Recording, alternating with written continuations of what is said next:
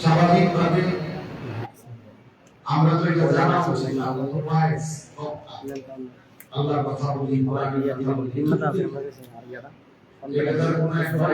কম্পিউটারটা কিন্তু আমার মোর লাইভে দিও এটা কোনো ফুটবল খেলোয়াড় আছে আমার কোনো নায়ক না।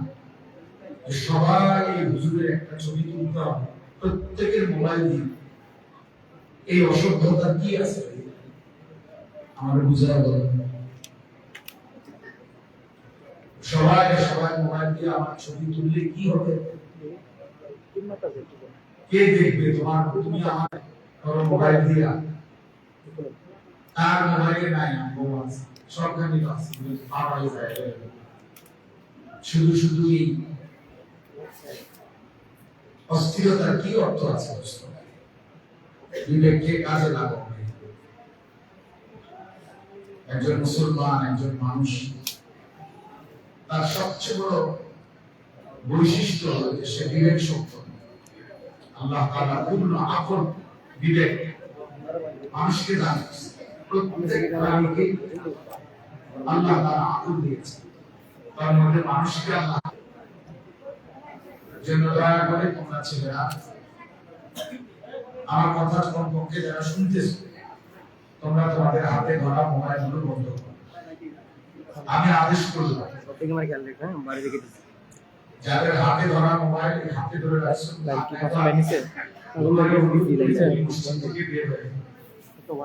প্রিয় ভাই, আমি একটু বের করে দেব।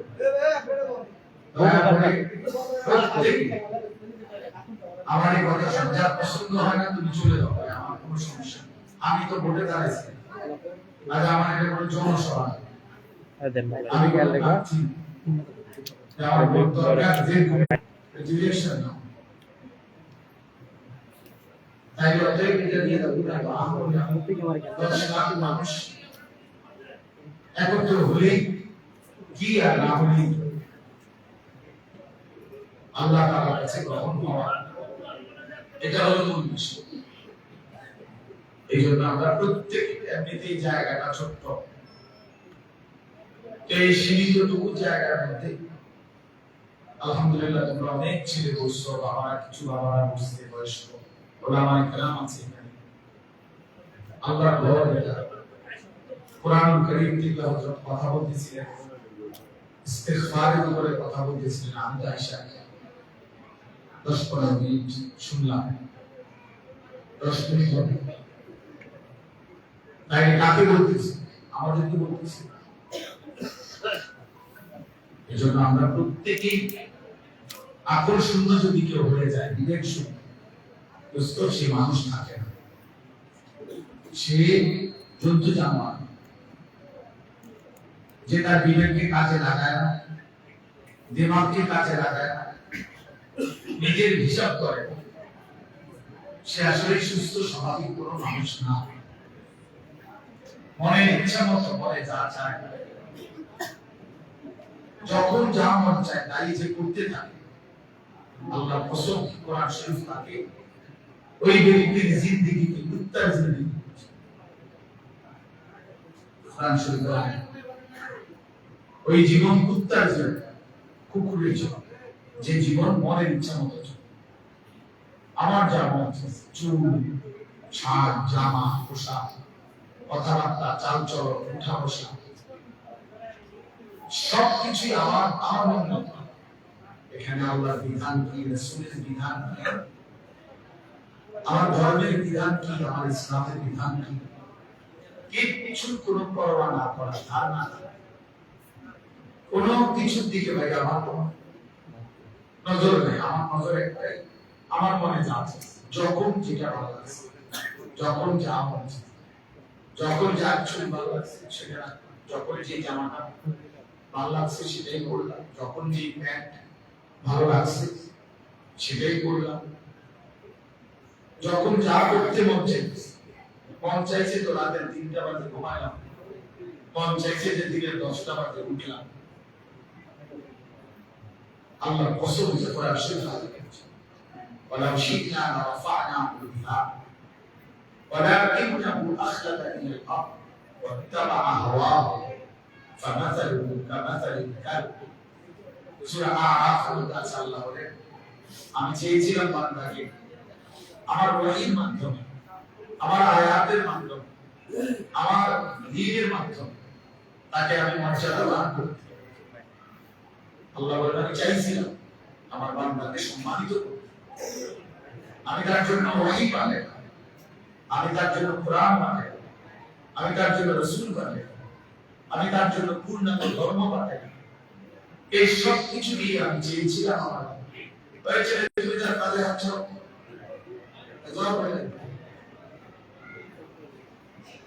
তো আল্লাহ তাআলা বলেন আমি চেয়েছিলাম তাকে আমার আয়াত, আমার ওয়াহি এর দ্বারা তাকে সম্মানিত করতে, কিন্তু ওয়ালাকিন্নাহু আখলাকা ইলাল আরদ, কিন্তু সে দুনিয়াকেই কেবল আপন বানায় নিয়েছে।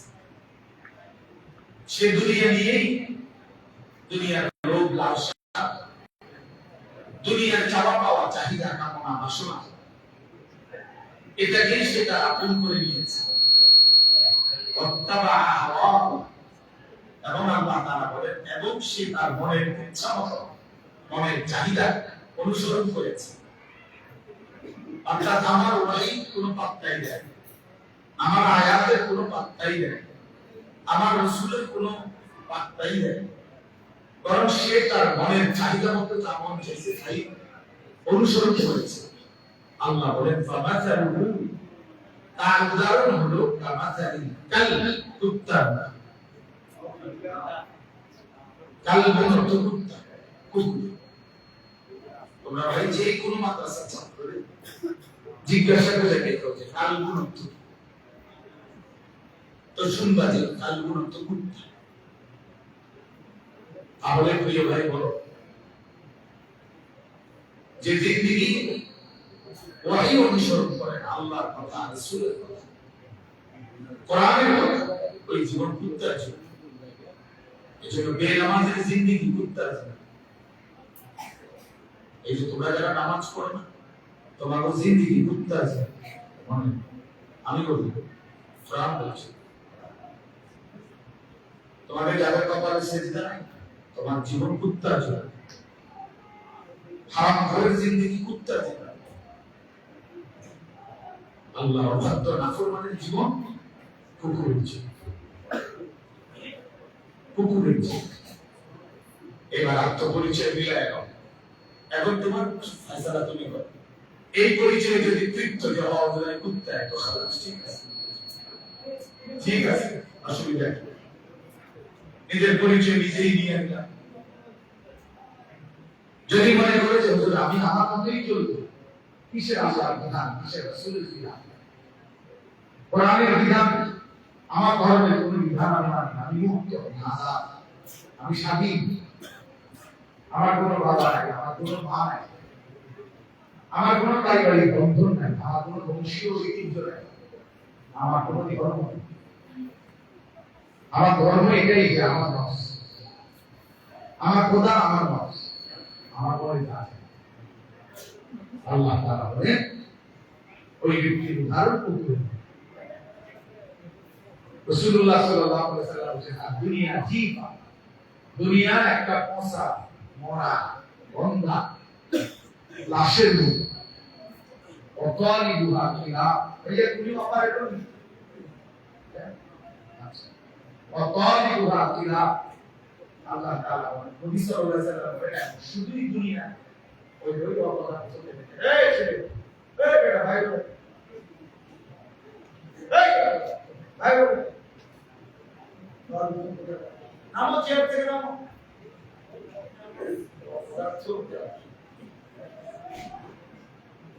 তাহলে আপনি মোবাইল ভিডিও করে পায়ের সমস্যা তো আছে, পায়ের সমস্যার কারণে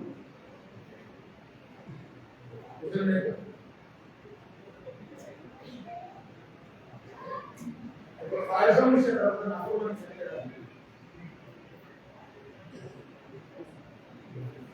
আমাদের দেশের অনেক মানুষের অভ্যাস হলো অ্যাক্সিডেন্ট করছে, মানুষটা মাথা ফেটে গেছে, দেখি সব মানুষ সবাই চারপাশে কেউ তাকে ধরবে, কেউ না, সবাই ভিডিও লাইভ। সবাই ছবি দেখবে কি আসছে সে বিবেক কোথায় কি পরিমাণ বিবেক তোমার এই জন্য বুঝতো বছর তোমার পায়ে সবই চলে চেয়ার বসে যাই হোক আমার বলার উদ্দেশ্য আমি তার আজকে প্রথম আসি আলহামদুলিল্লাহ অনেকবার আসা বড় মাঠে এই মসজিদে যে স্বাভাবিকভাবে তোমরা নজর মানে ছিল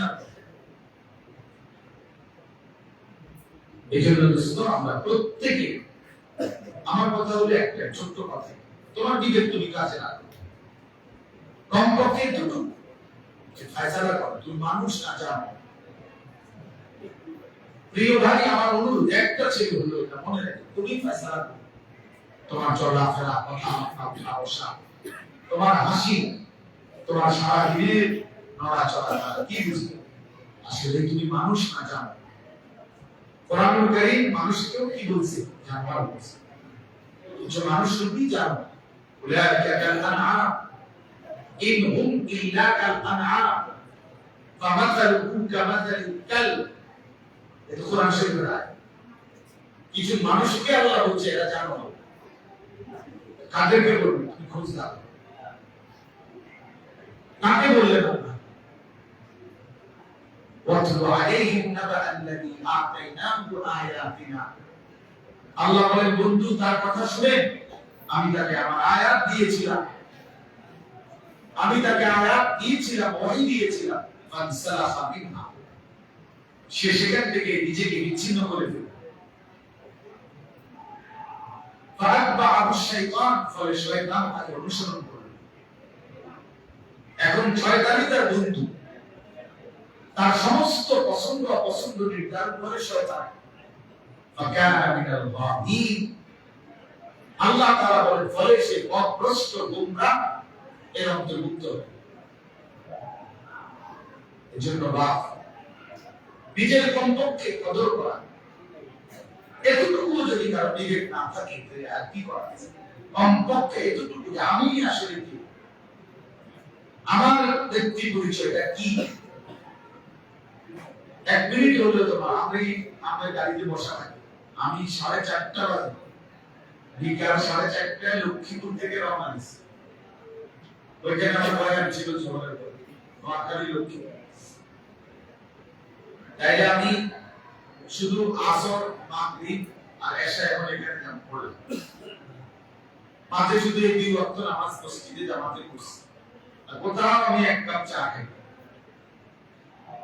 একটা না এই গানি করছি আমার আরো একটা মানফিল আছে তাইলে আমার বলার উদ্দেশ্য হলো এই পুরা 4.5 ঘন্টার সময় আমি অনেক কাজ করছি অনেকগুলো মাহফিল ঠিক করে দিছি আমার সকালবেলা কালকে ফ্লাইট প্রোগ্রাম আমার সমস্ত আত্মীয় স্বজনের সাথে আমি মোবাইলে কথা বলে দিছি যে আমি সকালবেলা 7টা বাজে চলে যাবো ইনশাআল্লাহ তো এর ফাঁকি দিয়ে আবার একটা কিতাব থেকে প্রায় 15-20 পৃষ্ঠা পড়ছি তাফসীর মাআরিফুল কোরআন থেকে একটু পড়ছি এরপরে ফিকির করছি আর কি কি বাকি আছে আমার কাজ কাপড় চোপড় গুছানো ব্যাগ গুছানো সফর কালকে উমরা সফর আল্লাহ ঘরে যাব ইনশাআল্লাহ তাই ভাইয়া একজন মানুষ তো তার জিন্দেগি হবে কমপক্ষে ফিকির করা আছে আমি আসলে কি করতেছি আমার কি বাকি আছে এদের সারাক্ষণে হাসে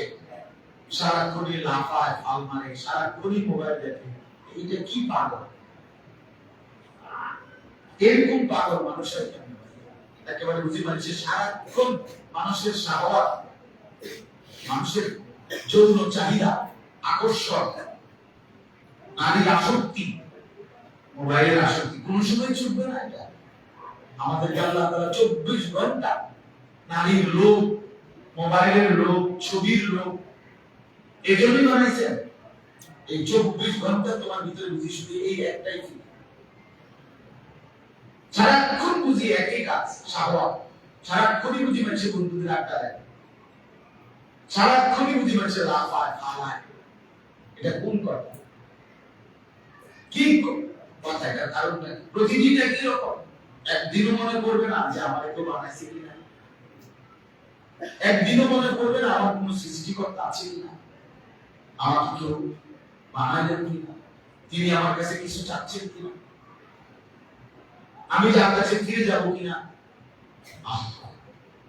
কোরআন কারীমের মধ্যে আল্লাহ তাআলা বলছেন, বান্দা বিশ্বাস করো আর না করো তোমাকে ফিরে আসতে হবে, খেয়াল করো আর না করো তোমাকে মরেই যেতে হবে, ইলাইহি তুরজাউন, আল্লাহর নিকটেই তোমাদেরকে ফিরে আসতে হবে। ইলাইহিল মাসীর, আল্লাহ বলেন আমার কাছেই তোমাদের প্রত্যাবর্তন। ইলা রাব্বিকা মুনতাহাহা, কোরআন শরীফে আল্লাহ বলেন তোমার রবের নিকটেই তোমার শেষ ঠিকানা। ইলা রাব্বিকা ইয়াওমা ইদিনিল মুস্তাকার, আল্লাহ বলে তোমার রব আল্লাহর কাছেই তোমার আখেরি ঠিকানা। একদিন তোমাকে রবের সামনে দাঁড়াইতেই হবে, দাঁড়াইতেই, হাসো কিংবা কাঁদো, ফুর্তি করো আর চোখের পানি ফেলো, সারা রাত মদ নারী ছবি উলঙ্গ দৃশ্য দেখো আর তাহাজ্জুদ সিজদা তেলাওয়াত আল্লাহর কোরআন পড়ো, যেটাই করো তাই করো, ভালোটা নিয়েও আল্লাহর সামনে দাঁড়াইতে হবে, মন্দ নিয়েও আল্লাহর সামনে দাঁড়াইতে হবে। কুল্লুহুম আতিহি ইয়াওমাল কিয়ামাতি ফারদা, আল্লাহ তাআলা বলে তোমাদের সকলকেই আল্লাহর সামনে কিয়ামতের দিন একজন একজন করে উপস্থিত হতে হবে। এজন্য দোস্ত, নওজোয়ান বাপ ভাই, বয়স্ক বাবা, আমি আপনি সবাই আমরা একটুটুকু বিবেক কাজে লাগানো উচিত, একটা হিসাব বুঝা করা উচিত, দুনিয়া বাদ দেওয়ার দরকার নেই। সকালে আমি আমার এই ব্যস্ততার ভিতরে আমি লক্ষ্মীপুর যাওয়ার পথে আমার বাসার পূর্ণ বাজার বলে দিয়ে গেছি, নিজেই বাজার করছি, বাজার দিয়ে এরপরে আমি গেছি।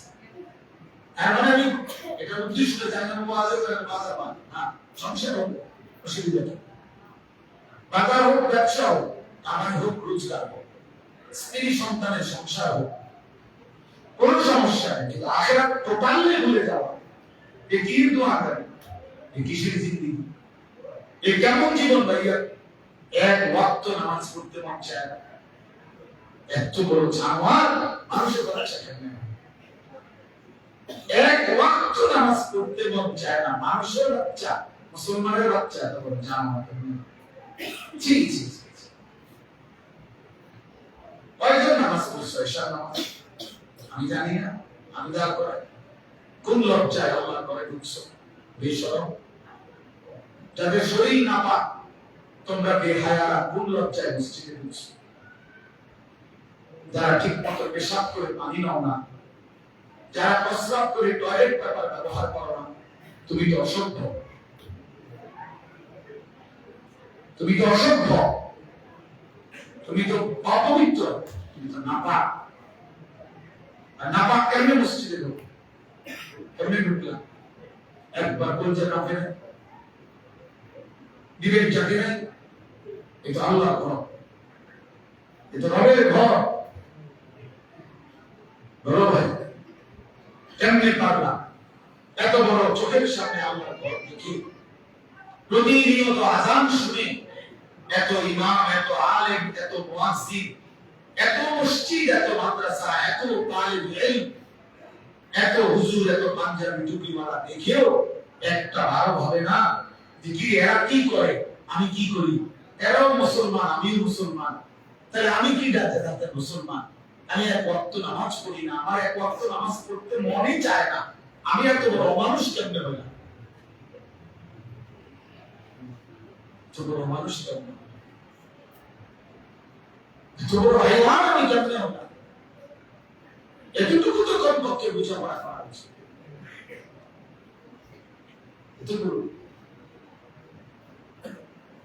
এই জন্য দোস্ত, আল্লাহ তাআলা মানুষকে সবচেয়ে বড় সম্পদ দিয়েছিলেন আকলে সলিম, একটা বিশুদ্ধ পূর্ণাঙ্গ বিবেক, আকল, দিমাগ আল্লাহ তাআলা মানুষকে দান করেছিলেন। কোন মানুষ যখন এই আকলটাকে নষ্ট করে দেয়, এই বিবেকটাকে নষ্ট করে দেয়, আল্লাহ ঘোষণা তার 2 পয়সা কোন মানুষ হিসাবে মূল্য থাকে, মূল্য থাকে। আর সবচেয়ে জরুরি কথা হলো, আমি এখন শুনাইতেছি, দেখেন সংক্ষেপে বলতেছি, আল্লাহ তাআলা বলেন ইয়া আইয়ুহাল্লাযীনা আমানুত্তাকুল্লাহ, হে ঈমানদারগণ, ইত্তাকুল্লাহ। আল্লাহ আমাদেরকে বলছে, হে ঈমানদারগণ। আমরা এখানে সবাই মুসলমান, আমাদের বাবা মুসলমান, আমাদের মা মুসলমান, আমাদের বংশ মুসলমান। প্রিয় ছেলেরা, তোমরা সবাই মুসলমান, নিঃসন্দেহে মুসলমান। তোমরা কালেমাওয়ালা, তোমরা মুমিন, তোমরা ঈমানদার। অতএব আল্লাহ তাআলা আমাদেরকে বলছেন, ইত্তাকুল্লাহ, ইত্তাকুল্লাহ। দোস্ত, যে লাশের খাটটার উপরে দাঁড়ায় ছবি উঠাও, যাতে তোমার এই ঘরে দাফন করা যায়। ওটার উপরে উঠো, লাশের জায়গার উপরে উঠো।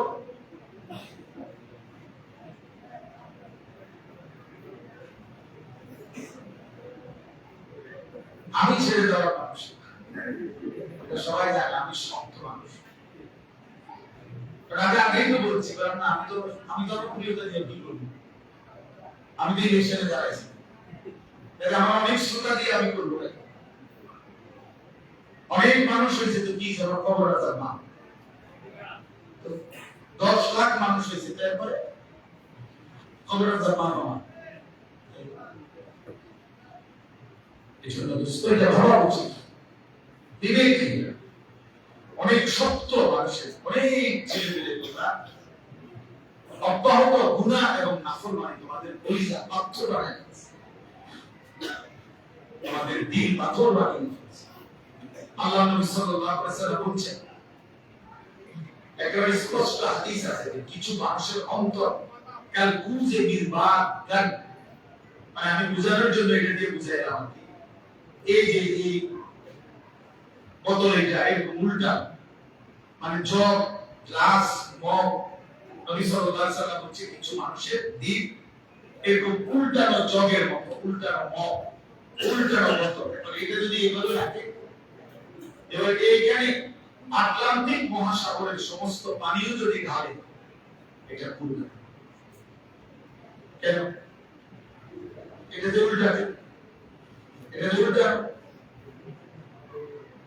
এবার সাগর মহাসাগরের পানিও এটা খুলবে। এই আল্লাহ নবী সাল্লাল্লাহু আলাইহি ওয়াসাল্লাম বলেছেন কিছু নাফরমানের দিল এরকম উল্টানো, ফলে আর কোনো ওয়াজ, কোনো নসিহত, কোনো কোরআন, কোনো সুন্নাহ, কোন চোখের পানি, কোন আহাজারি, কোন আলেমের দিন, কারো কোনো কথা ওই দিয়ে না চলে না। দুধটা কোথায়? এটা তো পুরাটা উল্টা। এজন্য প্রিয় নওজোয়ান, আবারও বলছি, বিবেক কাজে লাগাও। তুমি পাগল না, তুমি ছাগল না, তুমি ইনসান। তুমি গরু ছাগল না ভাইয়া, কুকুর বিড়াল না, তুমি মানুষ। আত্মমর্যাদা যারা আছে, আত্মসম্মান যারা আছে, তাকে সামান্যতম বললেও তার প্রেস্টিজে লাগে যে আমার এই এত বড় কথা বললো, কেন বললাম, আমার কাজ আমি কেন বললাম, যে কাজের কারণে কথা শুনতে হবে। আল্লাহ তাআলাই তো বললেন যে তোর জীবন কুকুরের জীবন। এবার তো প্রেস্টিজে বাধা উচিত, আত্মসম্মানে রাখা উচিত যে হ্যাঁ, কি আচরণের কারণে আল্লাহ আমার কুকুর বললেন, আমি কেন সেই আচরণ করব।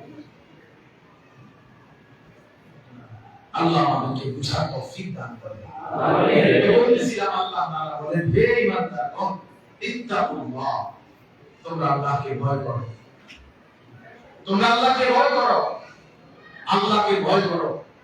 কোরআনুল কারীমের মধ্যে আল্লাহ তাআলা একজন ঈমানদারের কাছে সবচেয়ে বেশি চেয়েছেন যে জিনিসটা, সেটা হলো এই তাকওয়া, আল্লাহর ভয়।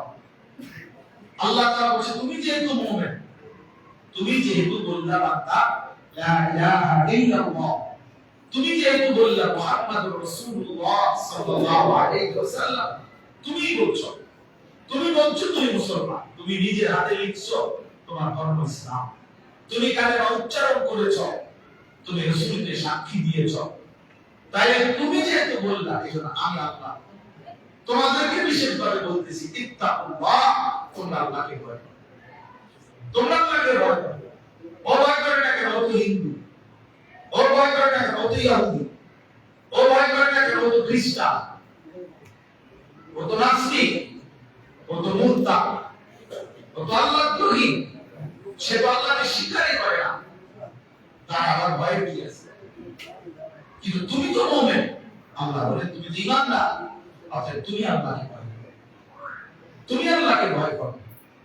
কোরআন কারীমের মধ্যে সমস্ত ঈমানদার মুমিন মুসলমানের কাছে আল্লাহ তাআলার প্রধানতম চাওয়া এটা তাকওয়া। ঈমানের পরে কোন ব্যক্তির কাছে আল্লাহর দ্বিতীয় চাওয়া তাকওয়া, প্রথম চাওয়া ঈমান। আল্লাহ তাআলা তার সমস্ত বান্দার কাছে প্রথম কি চায়?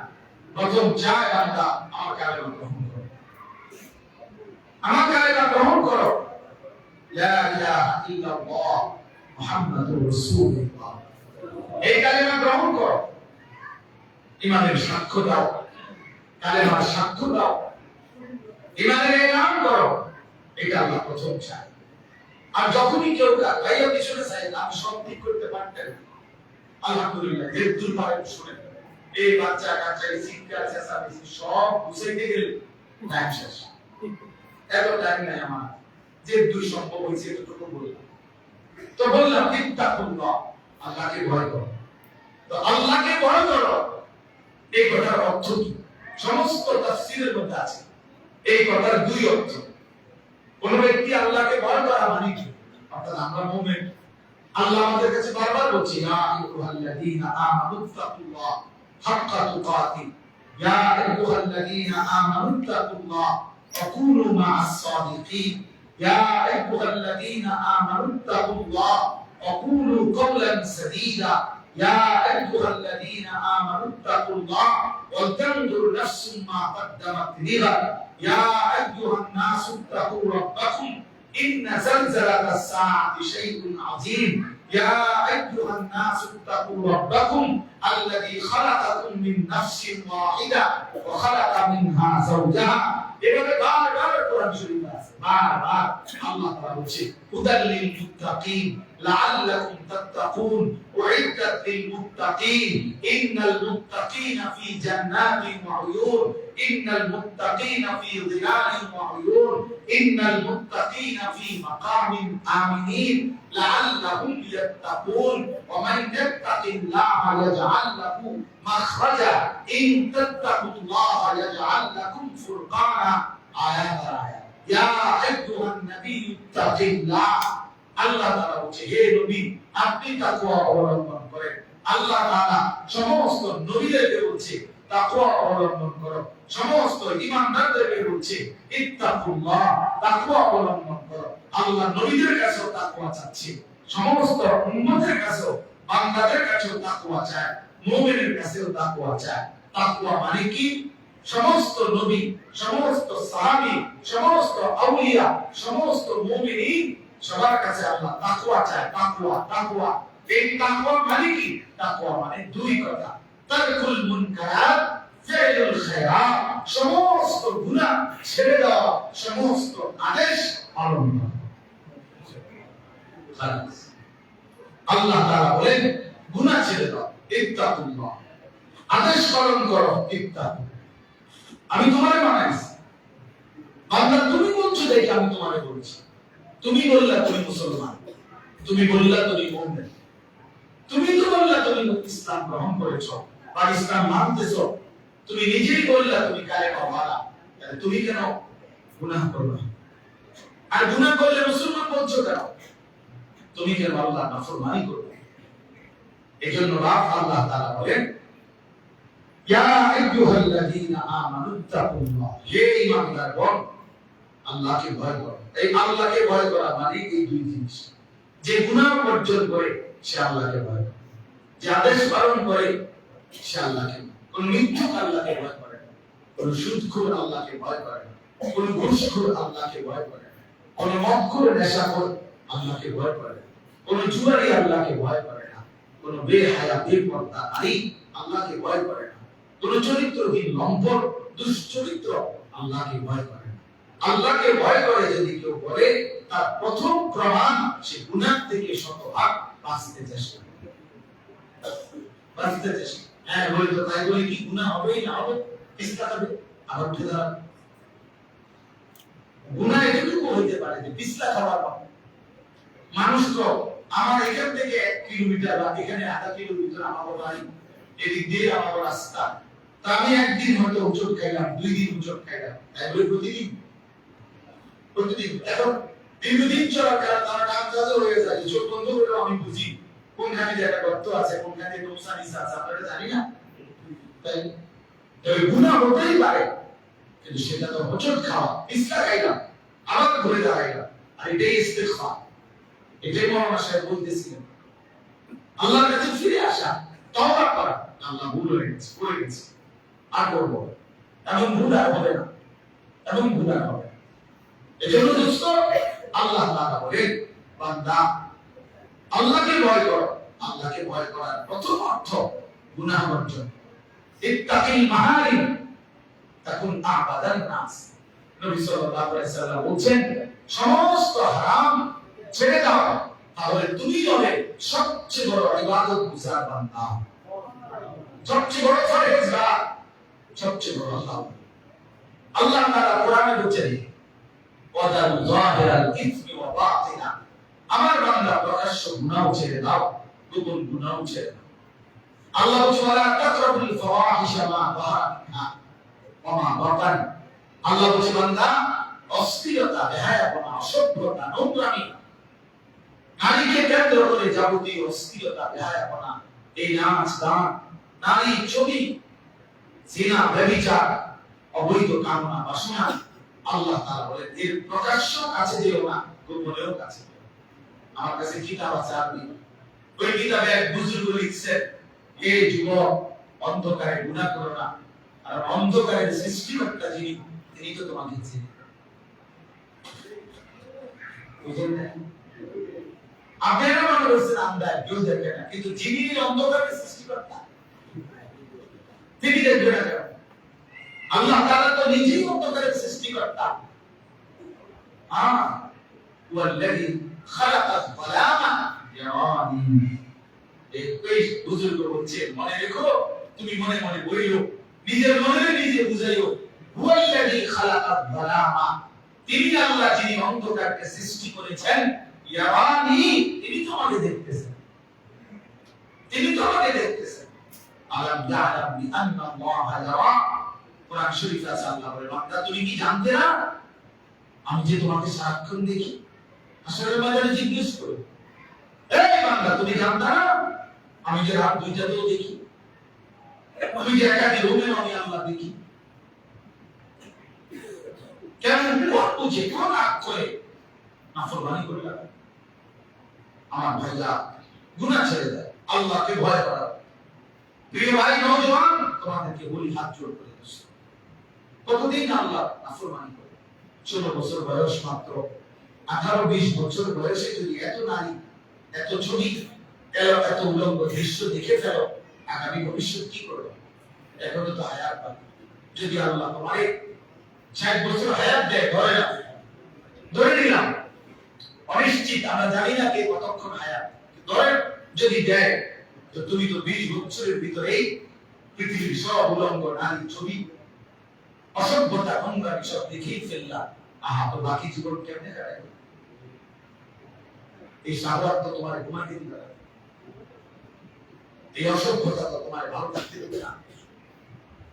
একদিন ধীরে ধীরে চরিত্র নষ্ট করবে, সব যৌবন নষ্ট করবে, শরীরের সক্ষমতা নষ্ট করবে, টাকা পয়সা নষ্ট করবে, সব নষ্ট করবে, পথের ফকির, বিশ্ব অসহায় বানায়া জাহান্নাম। একদিন কবরে ফেরেশতা একটা রাত্রি দিয়া জাহান্নামের আযাব শুরু করে। এটাই নিশ্চিত, এটাই নিশ্চিত, এটাই নিশ্চিত। অসংখ্য অগণিত, প্রিয় ভাই তোমরা জানো না, তোমার কাছে কেউ বলবে না, আমাদের কাছে বলে। আমরা অসংখ্য অগণিত যুবকের সাথে সম্পৃক্ততা, আমাদের ব্যক্তি চরিত্র নষ্ট করতে করতে, জিনা, ব্যভিচার, অসভ্যতা, নোংরামি করতে করতে চরিত্রের শেষ পর্যন্ত এখন শরীরের কি অবস্থা, যৌবনের কি অবস্থা,